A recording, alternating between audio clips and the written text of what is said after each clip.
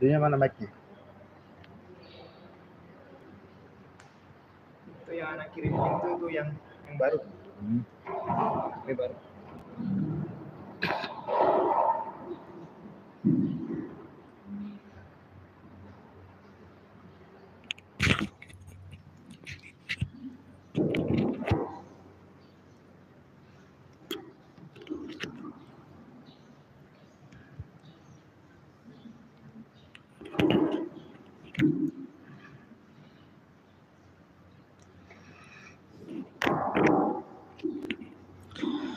Bismillahirrahmanirrahim.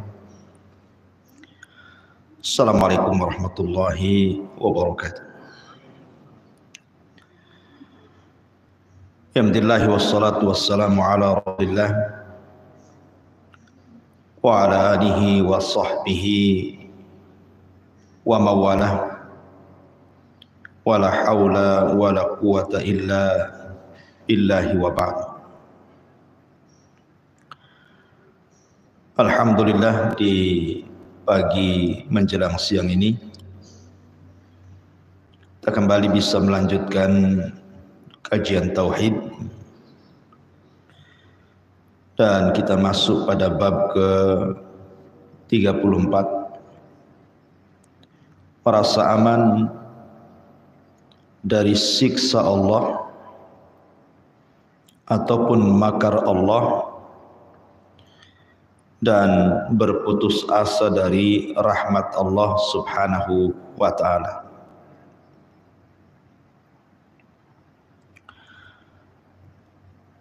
Kemudian pengarang kitab ini mencantumkan beberapa dalil, di antaranya firman Allah subhanahu wa ta'ala surah Al-A'raf ayat 99, afa aminu makrallah fala ya'manu makrallah illal qaumul khasirin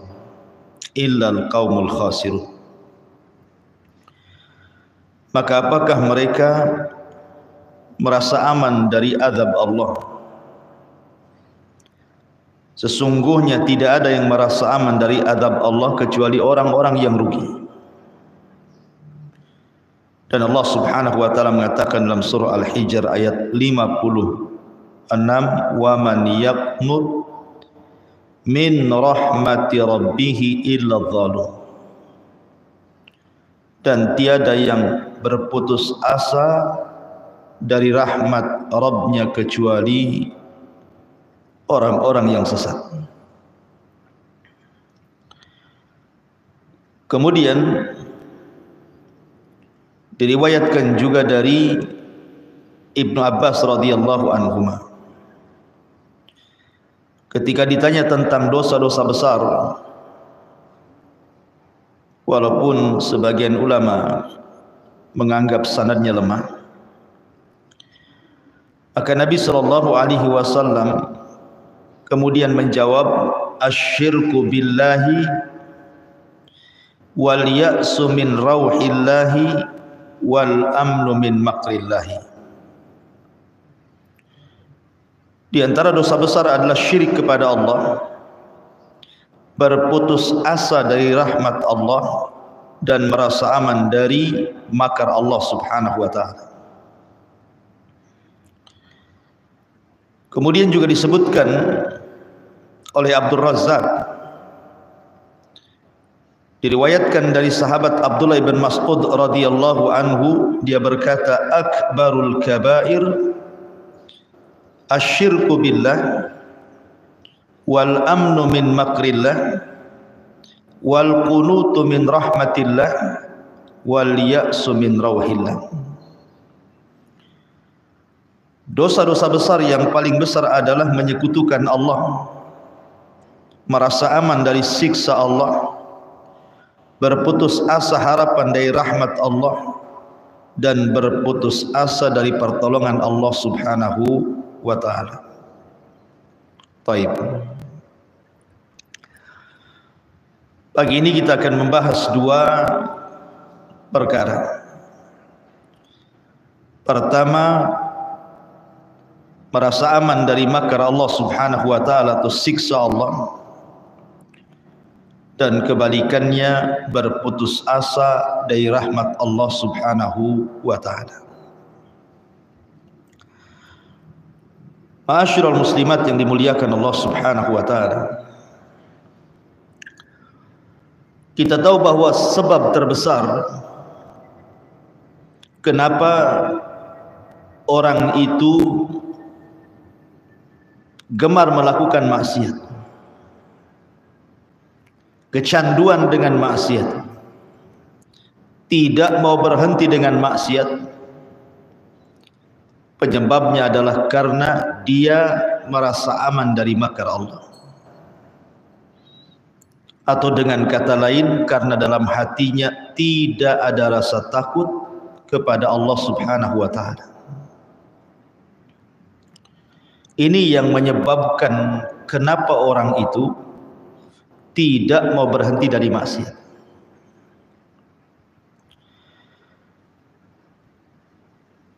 Karena terkadang apabila ada orang yang kemudian ibadahnya kurang, bahkan sama sekali tidak beribadah kepada Allah Subhanahu wa ta'ala, maksiatnya banyak, tetapi kehidupannya secara zahir nampaknya senang saja, sehat-sehat saja, usahanya lancar, ketawa-ketawa saja, dan begitu seterusnya. Sehingga kemudian ada orang yang menjadikan dalil, buktinya si fulan tidak salat, tidak baca Quran, tidak hadir di majlis ta'lim, tidak ada apa-apa, tidak ada musibah yang menimpanya. Akhirnya orang-orang pun mulai mengikuti langkah dan contoh si fulan yang bermaksiat tapi tidak diazab. Lihat perkataan orang-orang saat melihat Qarun keluar dengan kemegahannya. Allah Subhanahu wa ta'ala berfirman, "Fa kharaja ala qaumihi fi zinatihi qala alladziina yuriduna al-hayata ad-dunya ya laita lana mithla ma utiya Qarun. Maka ketika Qarun keluar kepada kaumnya dengan kemegahan, orang-orang yang tidak menginginkan, orang-orang yang rakus menginginkan kehidupan dunia berkata, mudah-mudahan kita mempunyai harta kekayaan seperti apa yang diberikan Allah kepada Qarun. Dan kebanyakan manusia seperti itu. Kebanyakan manusia seperti itu. Mereka merasa aman dari makar Allah karena melihat orang lain juga tidak ditimpakan musibah. Padahal mereka tidak salat, mereka tidak ibadah, kok hidupnya tenang-tenang saja. Maka akhirnya dia pun mengucapkan seperti ucapan Qarun, seperti ucapan orang-orang yang melihat Qarun, ya laita lana mithla ma utiya Qarun. Mudah-mudahan kita mempunyai harta kekayaan seperti apa yang diberikan kepada Qarun. Akhirnya kemudian tanpa melihat bagaimana orang itu berhasil, bagaimana orang itu bekerja dari awal sehingga jadi kaya raya, sehingga menjadi pejabat dan begitu seterusnya, dia pun mengikuti jejak orang itu tapi dengan cara yang keliru, menghalalkan segala cara. Persis seperti sabda Nabi sallallahu alaihi wasallam, sayati alaikum zaman la yubalil mar'u bima akhadal mal. Akan datang zamannya di mana orang-orang tidak peduli saat mengambil hartanya, saat mengambil kekayaannya, amin halalin amin haramin, ataukah dia mengambil dari yang haram ataukah dari yang halal, enggak peduli. Yang penting dia bisa kaya seperti dia, bisa punya pangkat jabatan seperti dia. Akhirnya dia merasa aman dari makar Allah dan tidak takut kepada Allah Subhanahu wa taala. Itulah penyebab terbesar kenapa orang tidak peduli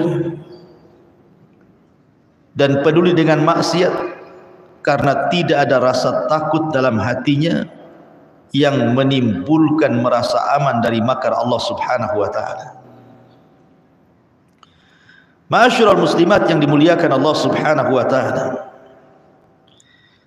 Padahal kalau seandainya kita masih memandang bagaimana kisah Qarun. Qarun itu, Bu,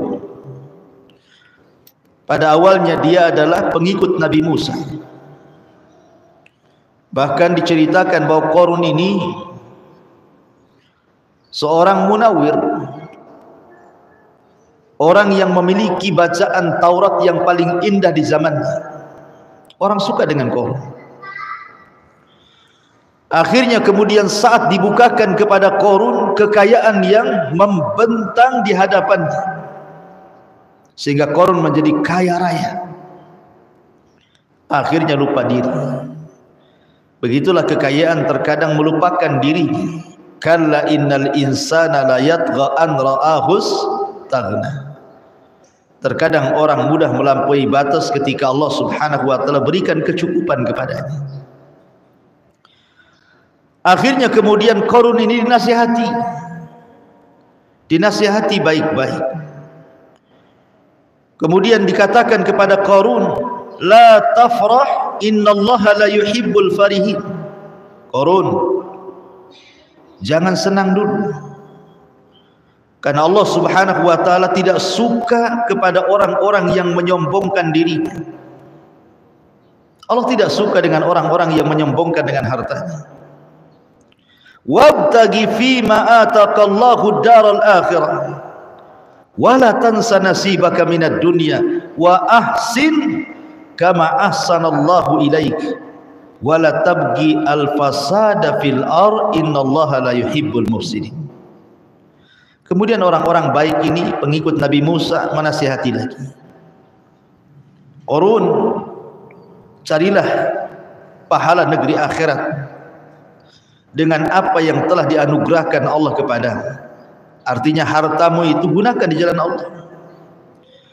Tetapi jangan sampai engkau lupa bagianmu di dunia.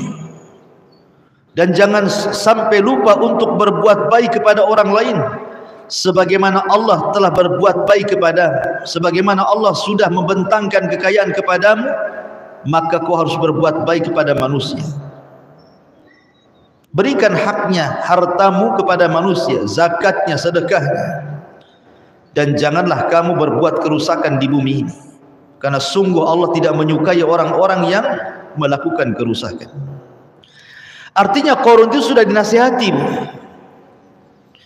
agar jangan sombong, karena Allah tidak suka dengan yang sombong. Jangan merusak di bumi, karena Allah tidak suka orang-orang yang merusak. Sebagaimana Allah telah berbuat baik kepadamu dengan melimpahkan harta, maka kau juga harus berbuat baik kepada manusia. Jadi Qarun ini sudah dinasihati, tetapi mental nasihatnya, dia pun lalai dengan kehidupan dunianya. Hartanya menutupi akal dan juga hatinya. Justru dia menjadi orang yang paling membangkang nabinya.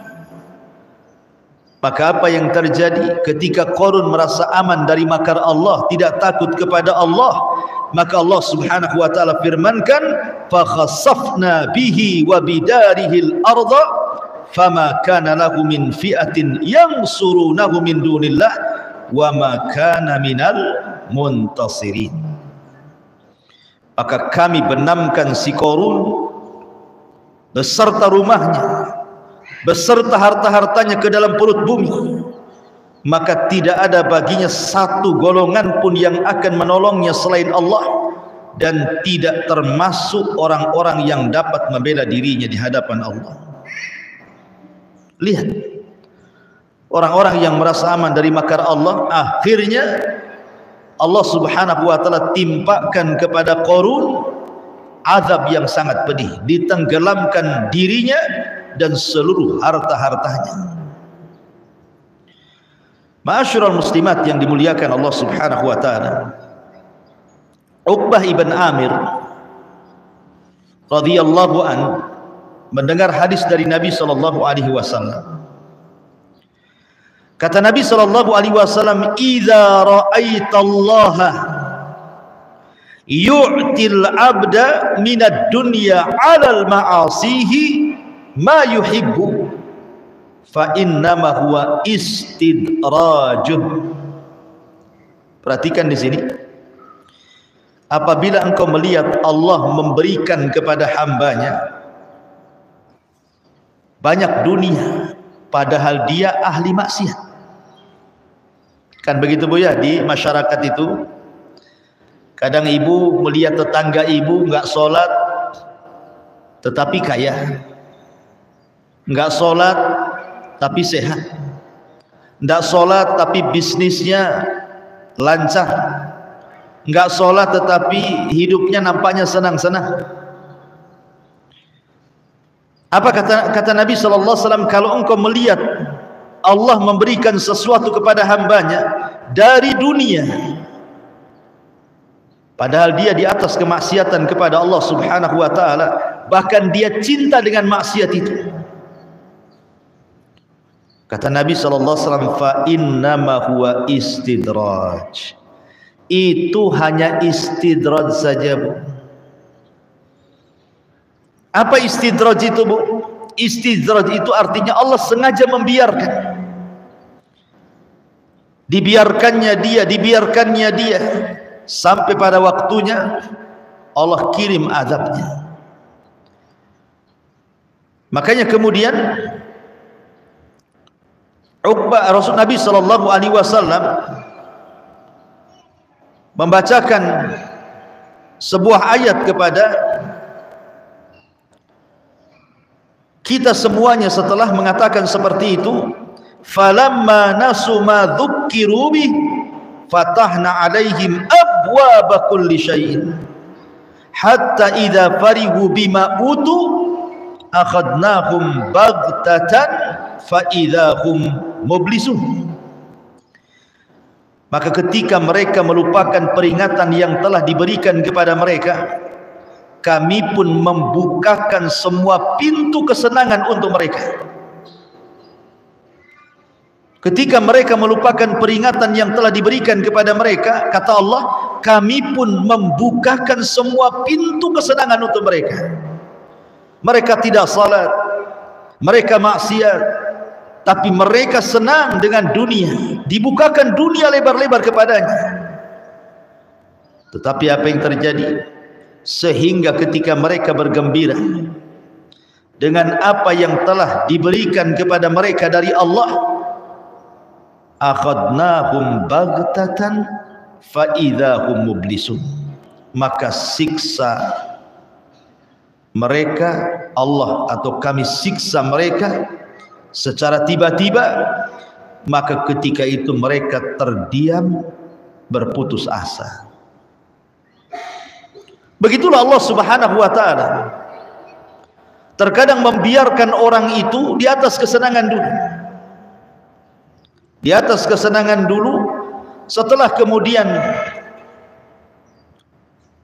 merasa senang, merasa sombong, merasa tidak takut, merasa kemudian aman dari makar Allah Subhanahu wa taala, maka Allah Subhanahu wa taala akan mengirim azabnya sekonyong-konyong. Baru tahu kalau Allah Subhanahu wa taala ala kulli syai'in qadir, atas segala sesuatu maha mampu. Perhatikan sebuah kisah, Bu, yang disebutkan oleh Allah dalam surah Al-Qalam. Ini menunjukkan bahayanya merasa aman dari makar Allah. Allah Subhanahu wa taala berfirman, inna balawnahu kama balawna ashabal jannati idh aqsamu la yasrimunnaha musbihin wa la yastathnun fatafa 'alaiha ta'ifun min rabbika wa hum naimun fa asbahat kassarim fatanadaw musbihin anigdu ala harthikum in kuntum sarimin fantalaqu wa hum yatakhafatun alla yadkhulannaha al-yawma 'alaikum miskin wa ghadaw ala hardin qadirin falamma ra'awha qalu inna ladhalun bal nahnu mahrumun qala awsatuhum alam aqul lakum laula tusabbihun qalu subhana rabbina inna kunna zalimin fa aqbala ba'duhum ala ba'di yatalawamun qalu ya wailana inna kunna taghin asa rabbuna an yubdilana khairan minha inna ila rabbina raghibun. Jadi ada kisah, Bu, begini kisahnya. Di zaman dulu ada orang kaya raya. Tetapi dia orang baik, Bu. Orang kaya ini orang baik. Dia punya kebun yang sangat luas sekali, dipenuhi dengan buah-buahan. Apabila datang waktu panen, maka dia akan undang orang-orang miskin untuk memetik buah-buahan tersebut. Jadi dia mendahulukan orang-orang miskin biar mengambil yang baik-baik. Setelah orang-orang miskin itu mengambil jatah-jatah mereka, kemudian pergi, barulah kemudian pemilik kebun ini memanennya, kemudian menjualnya. Tapi dengan cara itu Allah lapangkan kekayaannya. Karena bagaimanapun dalam syariat Islam, ma naqasa min mali sadaqah, tidak mungkin berkurang harta yang disedekahkan. Mana ada, Bu, hari ini orang punya kebun, sebelum orang yang punya kebun memanennya, dia datangkan orang-orang miskin suruh petik-petik sendiri. Kemudian setelah dipetik yang baik-baik, kemudian orang-orang miskin sudah mendapatkan jatah, kemudian pulang, baru kita yang memanennya. Mana ada hari ini kayak gitu, Bu. Tapi ini terjadi di zaman dulu. Akhirnya kemudian Meninggallah orang kaya yang baik ini, punya anak 5, yang 4 jahat, yang 1 baik, yang tengah-tengah ini baik, yang nomor 3 ini, yang nomor 1, nomor 2 jahat, yang nomor 3 baik, nomor 4, nomor 5 jahat. Jadi akhirnya kemudian yang 4 anaknya ini mengatakan, bapak kami ini bodoh. Ngapain orang-orang miskin itu dikasih jatah? Coba kalau seandainya kita jual semua hasilnya, tentu kita akan kaya dan semakin kaya. Akhirnya kemudian mereka pun bermakar, membuat tipu daya. Dengan cara apa? Mereka akan datang pagi-pagi buta sebelum orang-orang miskin datang, dan mereka akan memanennya duluan sebelum orang-orang miskin tiba. Dan mereka mengatakan tidak akan memberi sedikit pun bagian kepada orang miskin. Ada saudaranya yang baik, yang tengah-tengah, menasihati jangan seperti itu, bapak kita tidak seperti itu. Tetapi yang 4 bersaudaranya, mereka kompak untuk tidak lagi memberikan jatah kepada fuqara wal masakin, bakhil. Maka apa yang terjadi? Perhatikan ayatnya. Inna balawnahum kama balawna ashabal jannati idh aqsamu la yasrimunnaha musbihin. Sungguh kami telah menguji mereka sebagaimana kami telah menguji pemilik-pemilik kebun ketika mereka bersumpah pasti akan memetik hasilnya di pagi hari. Wala yastathnun, tetapi mereka tidak mengucapkan insyaallah. Dan mereka bersumpah untuk tidak memberikan jatah kepada fakir miskin. Fatafa 'alaiha ta'ifun min rabbika wa hum naimun. Lalu kebun itu ditimpa bencana yang datang dari Tuhanmu ketika mereka sedang tidur. Jadi besoknya mereka panen, malamnya Allah kirim halilintar dan petir sehingga membakar seluruh kebunnya, menghabiskan semua buah-buahannya. Tidak tersisa, tidak ada yang bisa diambil dari kebun itu. Fa asbahat kassarim, maka jadilah kebun itu hitam seperti malam yang gelap gulita karena terbakar. Fatanadaw musbihin, lalu pagi harinya, mereka ini kan nggak tahu Bu bahwa kebunnya sudah terbakar. Fatanadaw musbihin, lalu pada pagi harinya mereka saling memanggil, ayo cepat, ayo bangun, bawa peralatan kita ke kebun, kita akan panen sebelum orang miskin datang, katanya. Anikdu ala harthikum in kuntum sharimin. Pergilah pagi-pagi ke kebun kalian jika kalian hendak memetik hasilnya. Ayo cepat sebelum orang-orang miskin datang. Fantalaku, mereka pun berangkat. Wahum yatakhafatun, sambil berbisik-bisik. Apa bisikannya? Alla yadkhulanna hal yawma alaikum miskin. Pada hari ini jangan sampai ada orang miskin masuk ke kebun kita.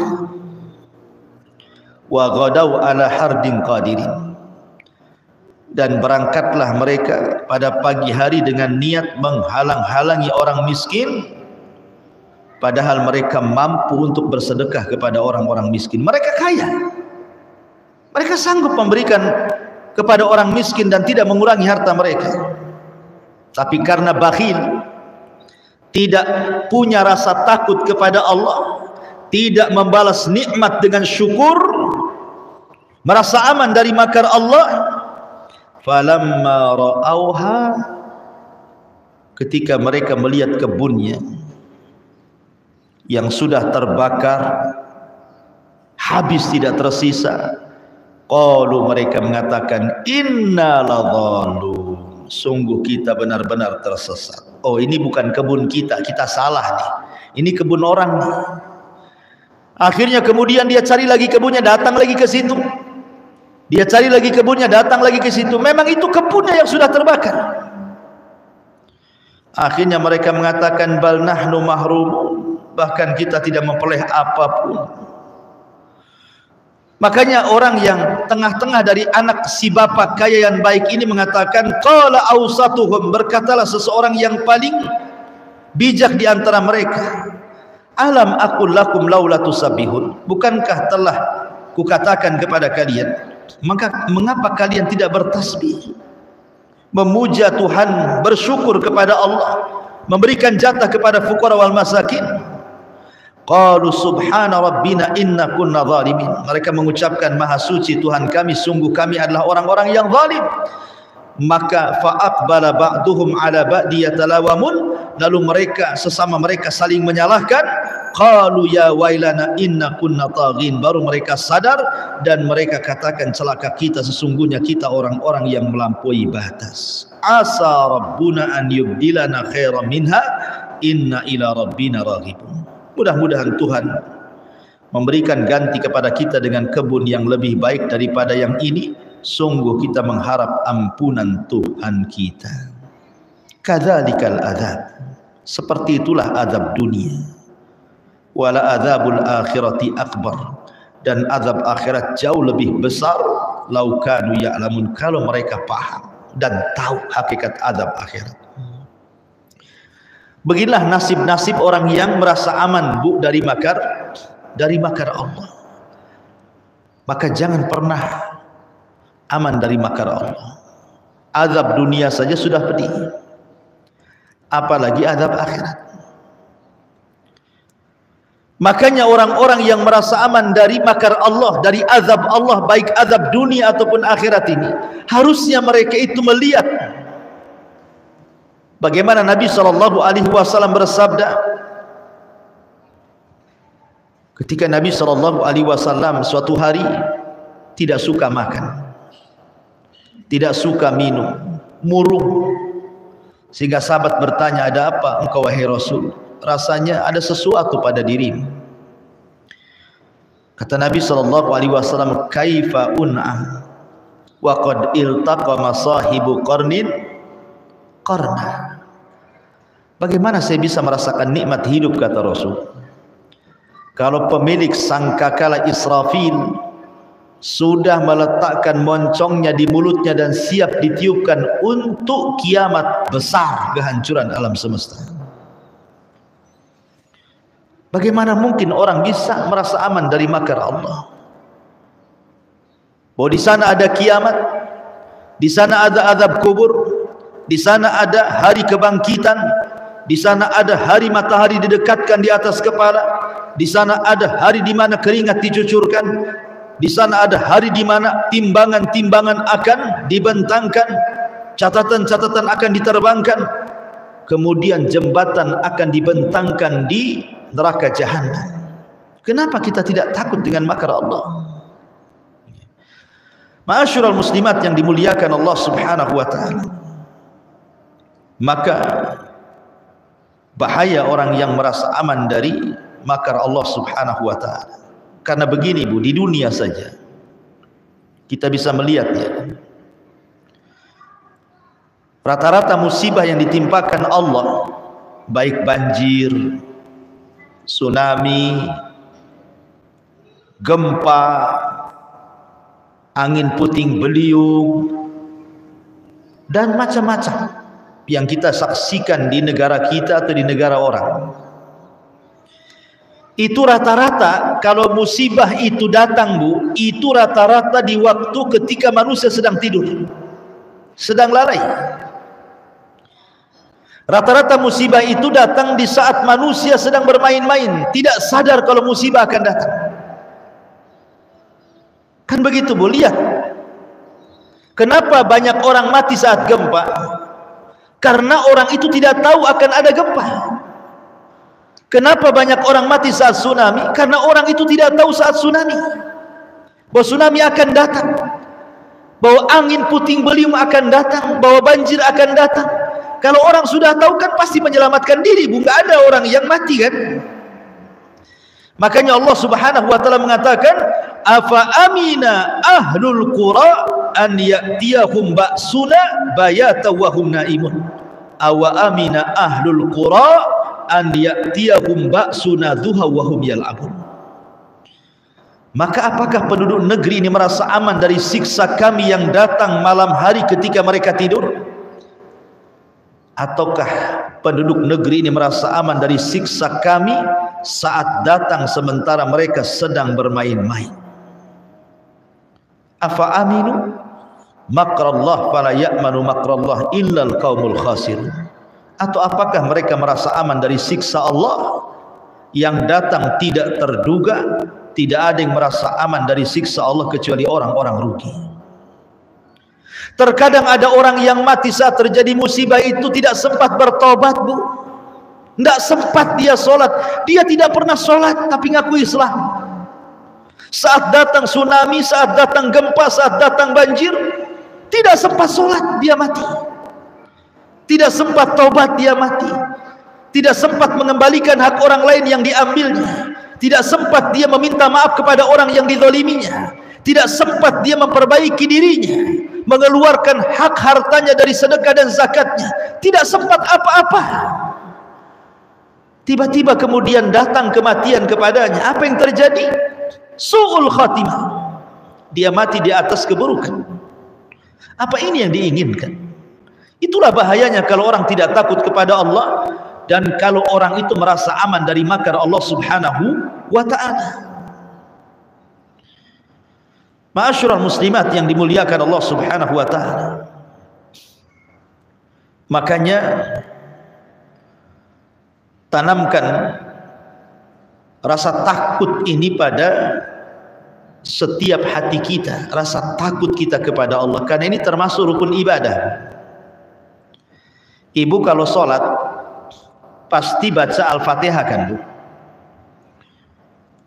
Pasti semua orang yang sholat itu baca Fatihah, tidak mungkin gak baca Fatihah, ya kan? Baik sholat wajib ataupun sholat sunnah, karena Fatihah itu rukun. Ibu tahu nggak bacaan Al-Fatihah di awal-awal itu? Allah mengatakan Alhamdulillahi Rabbil Alamin Ar-Rahmanir Rahim Maliki Yaumiddin. 3 ayat pertama ini bicara tentang rukun ibadah hati.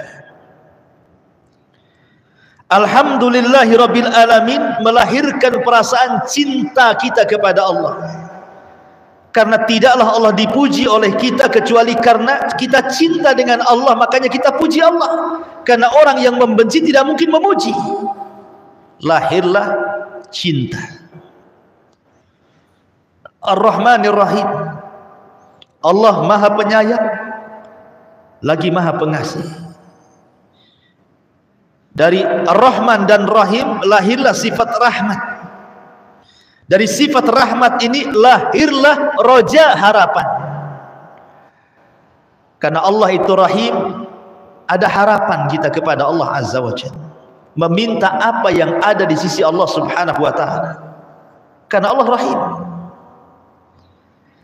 Kemudian Maliki Yaumiddin, disinilah ada pelajaran takut. Kita harus takut kepada Allah. Kenapa? Karena Allah itu Maliki Yaumiddin. Dia adalah raja di hari kebangkitan. Ketika alam semesta dihancur-hancurkan selama 40, apakah 40 hari, 40 bulan, 40 tahun, wallahu alam. Tapi jarak tiupan sangkakala pertama ke kedua itu 40 jaraknya. Allah hancurkan semuanya. Allah tumpahkan lautan ke daratan. Allah jatuhkan bintang dan alam semesta yang ada di langit. Bahkan Allah gulung langit, Allah gempakan bumi, Allah terbangkan gunung, Allah binasakan manusia, jin dan juga para malaikat. Ketika tidak ada makhluk kecuali yang Allah kecualikan, Allah mengatakan apa? Limanil mulkul yaum. Limanil mulkul yaum. Tahukah kamu kerajaan ini milik siapa, kata Allah? Tidak ada yang menjawab karena tidak ada makhluk. Sudah binasa semuanya. Maka Allah jawab sendiri, Lillahil wahidil qahhar. Kerajaan ini milik yang satu dan maha perkasa. Dialah Allah, Maliki Yaumiddin. Lahir perasaan takut. takut kepada Allah Subhanahu wa taala. Karena takut ini adalah ibadah hati. Artinya harapan dan takut ini tidak boleh dihilangkan. Karena itu sama dengan kedua sayap burung, dan kepalanya adalah al-hub, perasaan cinta kepada Allah Subhanahu wa taala. Ini penggalan yang pertama dari mu'alif rahimahullahu ta'ala, merasa aman dari siksa Allah. Penggalan yang kedua, jangan berputus asa dari rahmat Allah. Dan ini kebalikannya. Kalau merasa aman dari makar Allah, maka orang ini tidak punya rasa takut. Tetapi kalau berputus asa dari rahmat Allah, artinya orang ini sudah hilang perasaan harapannya kepada Allah. Putus asa. Dan dua-duanya dosa besar. Tidak boleh. Adapun putus asa dari rahmat Allah Subhanahu wa taala, maka Allah Subhanahu wa taala berfirman kepada orang-orang yang mereka dirundung putus asa dari rahmat Allah Subhanahu wa taala. Allah Subhanahu wa taala berfirman di dalam Al-Qur'anul Karim, la taqnatu min rahmatillah. Jangan kalian putus asa dari rahmat Allah Subhanahu wa taala. Putus asa dari rahmat Allah itu terbagi menjadi dua. Putus asa dari rahmat Allah itu terbagi menjadi dua. Pertama, putus asa dari perkara akhirat. Yang kedua, putus asa dari perkara dunia. Apa bedanya? Kalau putus asa dari perkara akhirat, dia merasa bahwa dosa yang sudah dilakukannya tidak akan diampuni oleh Allah Subhanahu wa taala, sehingga dia putus asa. Kan ada orang-orang itu yang banyak melakukan dosa, bukan? Akhirnya stres. Gimana caranya saya mati? Apakah saya bisa masuk surga atau tidak? Bagaimana nanti di kuburan? Bagaimana ini dan itu? Ketakutan dia. Akhirnya bertobat pun tidak, yang ada stres. Itu putus asa dari akhirat namanya. Dia tidak paham bahwa Allah itu Ghafurur Rahim. Allah itu Maha Pengampun dan Maha Penyayang bagi hamba-hambanya. Kita lihat satu kisah, Bu. Ketika Nabi Musa alaihi salatu wasalam duel dengan tukang-tukang sihir Fir'aun, akhirnya kemudian Musa berhasil mengalahkan tukang-tukang sihir Fir'aun itu. Itu bukan tukang sihir biasa, Bu. Itu tukang sihir pilihan. Dari semua tukang sihir yang ada diseleksi. Jadi tukang-tukang sihir yang melawan Nabi Musa itu bukan kaleng-kaleng, bukan tukang sihir rendahan, tidak. Itu sudah pilihan Fir'aun itu. Yang sakti-saktinya itu yang dipilih itu. Kemudian mereka pun duel dengan Nabi Musa.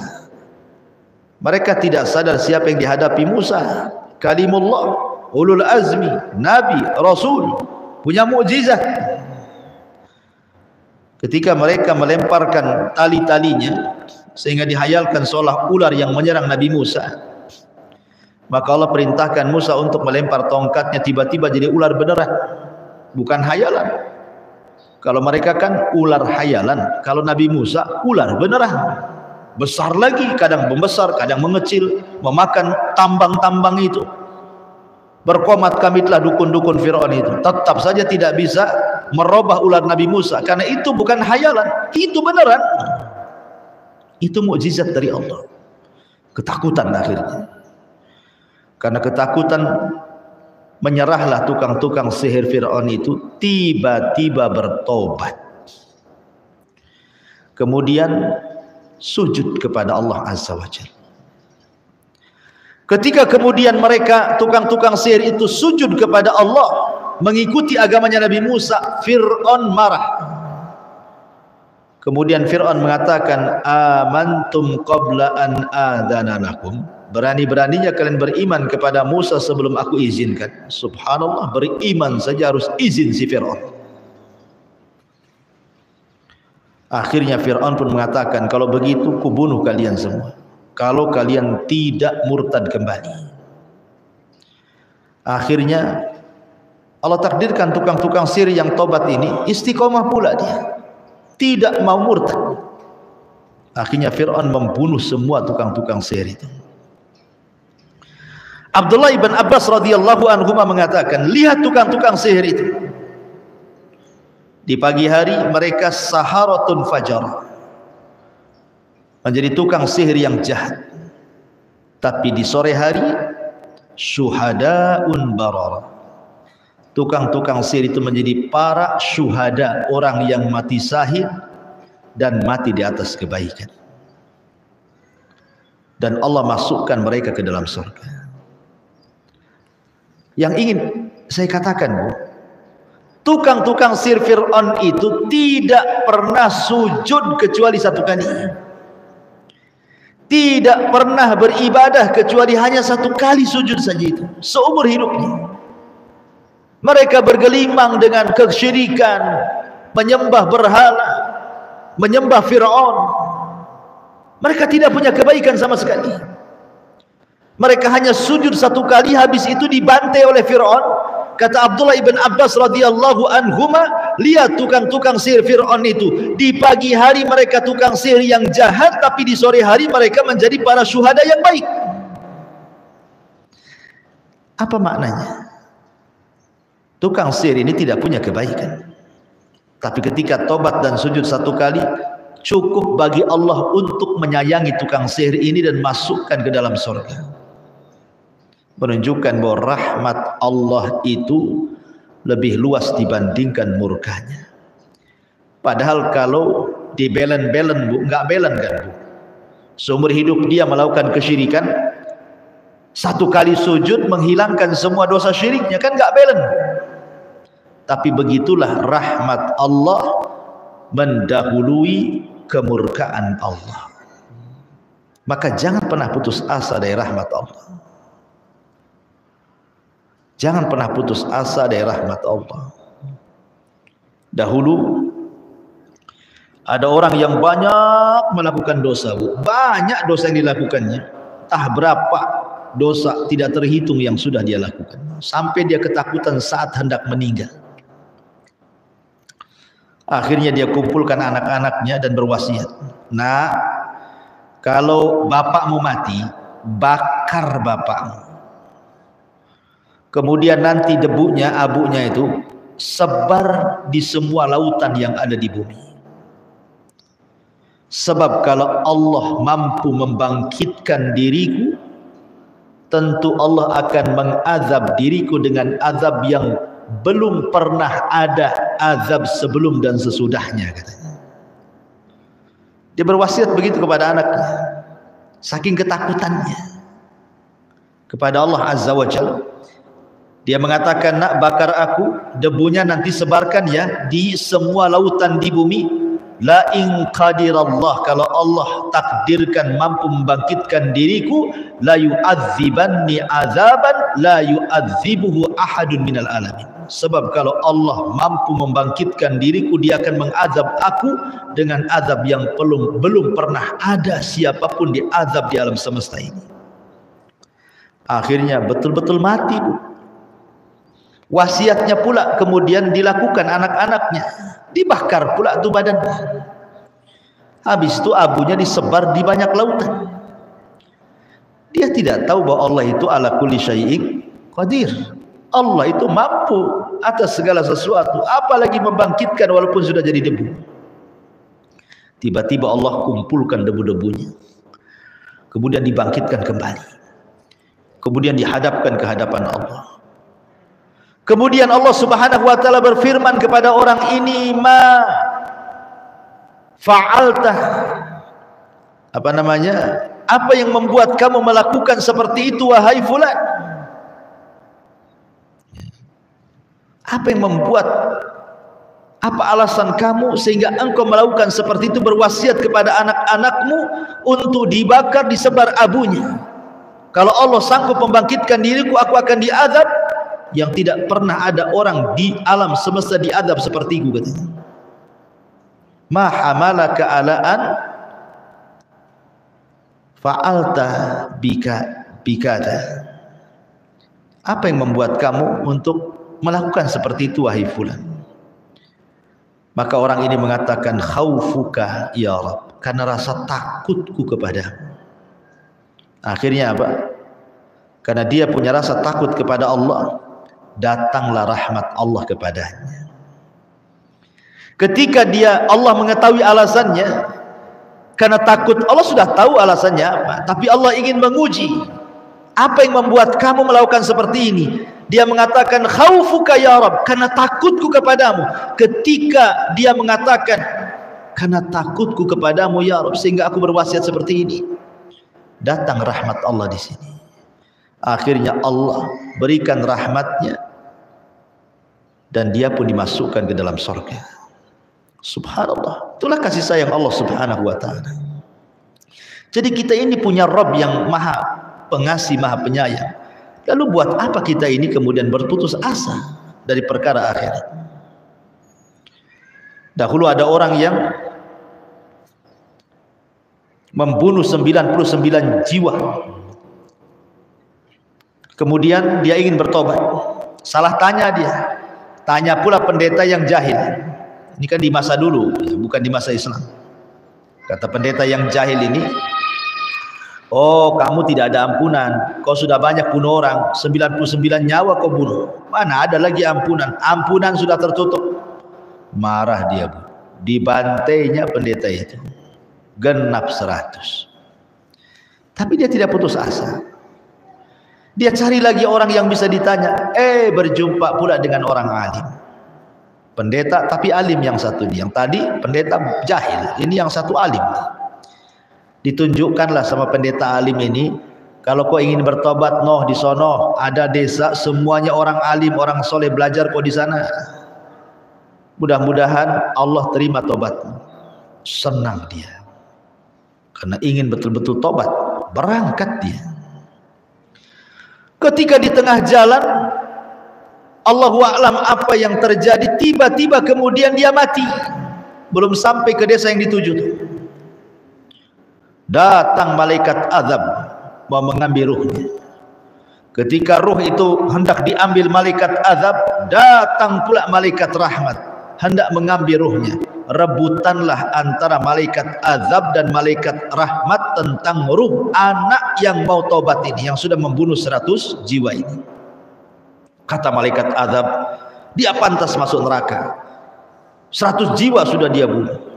Kata malaikat rahmat, oh tidak bisa. Dia harus masuk surga karena sudah ada niat tobat. Rebutan.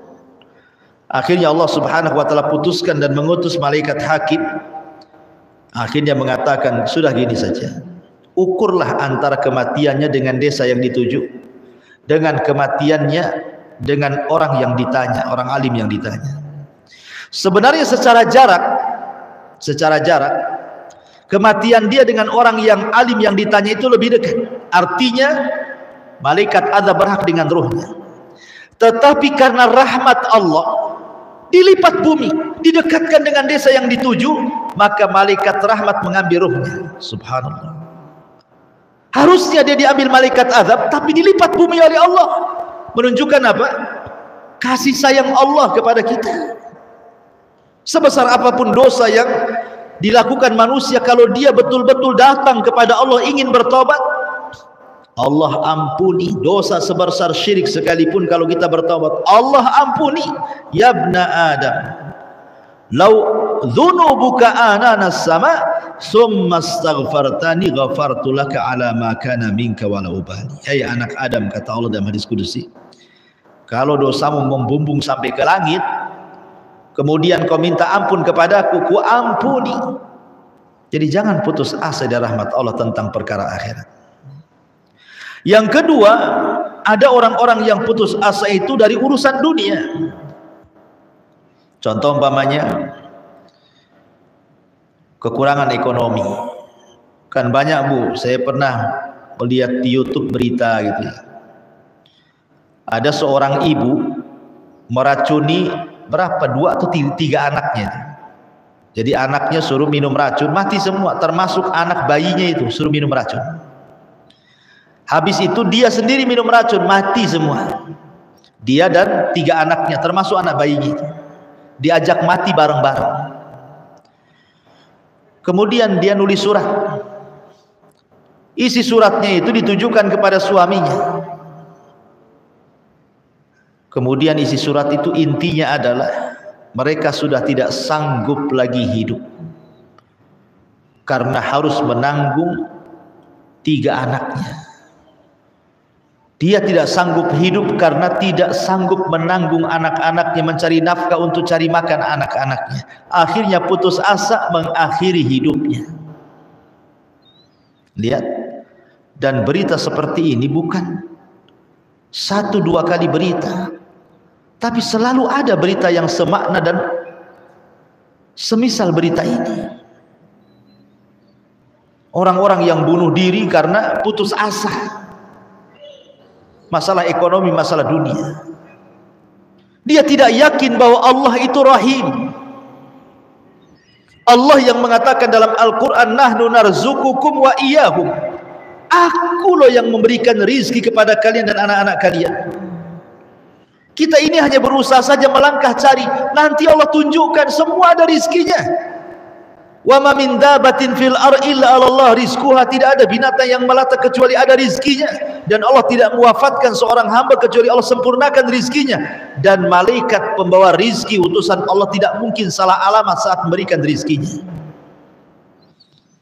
Putus asa, ya, putus asa dari rahmat Allah. Ma'asyiral muslimat yang dimuliakan Allah Subhanahu wa taala, maka jangan pernah putus asa dari rahmat Allah hanya karena kefakiran. Atau ada juga berita kan, orang sakit parah, ya kalau saya nggak salah itu kasusnya, lupa saya, tapi intinya orang ini sudah sakit bertahun-tahun, mungkin sudah merasa merepotkan anak-anaknya, merepotkan saudaranya, dan dia pun sudah menahun sakitnya, tidak sabar dengan sakitnya. Akhirnya mengakhiri hidupnya. Dia tidak sabar dengan penyakitnya, akhirnya bunuh diri, dia mengakhiri hidupnya karena tidak sabar dengan penyakitnya. Putus asa dari rahmat Allah Subhanahu wa taala. Nah, ini juga ada tuh kejadian-kejadian seperti ini. Orang-orang putus asa karena tidak tahan menahan penyakit. Padahal kalau dia tahu bahwa di balik penyakit itu ada sabar, dan di balik sabar itu ada sorga, dan di balik sabar itu menggugurkan dosa-dosanya, tentu dia akan berusaha untuk sabar, dan Allah akan berikan terbaik kepadanya. Tapi banyak orang yang putus asa dengan rahmat Allah sehingga dia tidak bersabar, akhirnya mengakhiri hidupnya. Ma'asyiral muslimat yang dimuliakan Allah Subhanahu wa taala. Ataupun dia tidak sabar dan putus asa ketika dia berdoa kepada Allah, tapi kok tidak kunjung diijabah gitu ya. Usahanya gulung tikar terus. Kemudian buka usaha ini, gulung tikar lagi. Buka usaha itu, gulung tikar lagi. Akhirnya putus asa, jadilah dia penjahat. Ah, kalau gitu saya maling saja dah. Jadi copet aja lah, enak gitu. Yang halal aja susah dicari, apalagi yang haram katanya. Kan ada orang putus asa, ketika dia putus asa cari yang halal, lari ke yang haram. Makanya dahulu kan pernah saya ceritakan di zaman Ali radhiyallahu anhu itu, ada pengemis datang ke rumah Ali minta sesuatu. Kata Ali, tunggu, saya punya uang 4 dirham, dicari-cari lupa dia naruh. Akhirnya pengemisnya putus asa untuk menunggu, nyuri pula pelananya kudanya Ali, pulang dia. Ketika sudah ketemu uangnya, dicari-cari pengemis itu. Manalah pengemis tadi itu? Rupanya sudah pergi. Datang pembantunya Ali, pelana kudanya dicuri katanya. Kata Ali, ya sudahlah, ini ada uang 4 dinar, 4 dirham, kau belilah pelana baru. Akhirnya pembantunya Ali ini pergi ke pasar, cari pelana, dapat pula pelana. Harganya sama juga 4.000 dirham. Ketika Ali melihat, lah ini kan pelana kita katanya. Kau dapat dari mana? Dari pasar wahai Ali. Bagaimana sifat-sifat penjualnya? Begini-begini. Allahu Akbar, itu kan pengemis tadi katanya. Coba kalau dia mau bersabar, dia mendapatkan 4.000 ini dengan cara halal, tapi karena tidak sabar, putus asa, dia pun dapat dengan cara haram. Lihat. Jadi ada orang-orang yang putus asa seperti ini kan. Bahkan ada yang putus asa itu sampai kafir, Bu. Sampai berani dia menggantikan iman dengan kekafiran dong. Ya. Ketika dia nikah dengan orang bule, dengan orang barat, dengan orang seberang gitu kan. Kita perempuannya muslimah, laki-lakinya kafir, non muslim. Tidak sabar dia dengan mempertahankan agamanya, karena tergiur dengan dunia yang ditawarkan suaminya yang kafir itu. Bisa dia pindah agama, Bu. Masya Allah gitu ya. Hanya gara-gara rumah suka jadi, dia bisa tuh melepas Islamnya jadi kafir. Dia tidak tahu bahwa istana di sorga itu tidak ada bandingannya. Jangankan istana, sisir sorga saja lebih baik dibandingkan dunia dan isinya. Bisa dia menukar agamanya karena putus asa, kufur nikmat jadinya. Maka jangan sampai kita ini putus asa dari rahmat Allah Subhanahu wa ta'ala. Lihat para nabi mengajarkan kepada kita untuk tidak putus asa dari rahmat Allah. Nabi Allah Zakaria sudah tua, istrinya sudah tua dan juga mandul. Dia tetap saja berdoa kepada Allah ingin dapat anak. Akhirnya Allah karuniai Yahya ibn Zakaria. Ibrahim sudah tua, istrinya Sarah juga sudah tua, bahkan dikatakan mandul. Tapi Ibrahim tidak berhenti berdoa, terus berdoa. Akhirnya kemudian datang 3 malaikat menghabarkan, fabasyaruhu bigulamin halim. Maka mereka menghabarkan kepada Ibrahim akan lahirnya anak muda yang berakhlak, yang cerdas, Ishak ibn Ibrahim. Jadi para nabi mengajarkan kepada kita untuk tidak putus asa dari rahmat Allah Subhanahu wa ta'ala. Karena 2 perkara ini kata Nabi SAW, putus asa dari rahmat Allah, kemudian merasa aman dari makar Allah, dua-duanya adalah dosa besar. Sebagaimana perkataan Ibnu Mas'ud, akbarul kabair asyirku billah wal amnu min makrillah wal kunutu min rahmatillah wal ya'su min rauhillah. Dosa besar yang paling besar adalah menyekutukan Allah, merasa aman dari siksa Allah, berputus asa harapan dari rahmat Allah, berputus asa dari pertolongan Allah Subhanahu wa ta'ala. Wallahu a'lam bishawab. Ini yang bisa saya sampaikan. Taib, sebelum saya tutup, silakan kalau ada yang bertanya.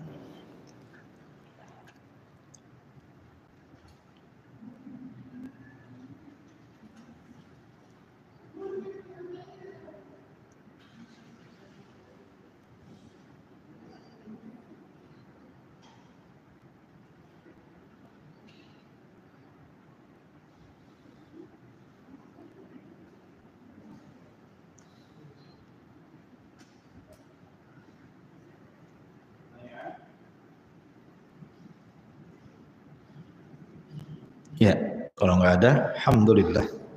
Subhanaka bihamdika, asyhadu an la ilaha illa anta astaghfiruka wa atubu ilaik. Allahu ta'ala. Assalamualaikum warahmatullahi wabarakatuh.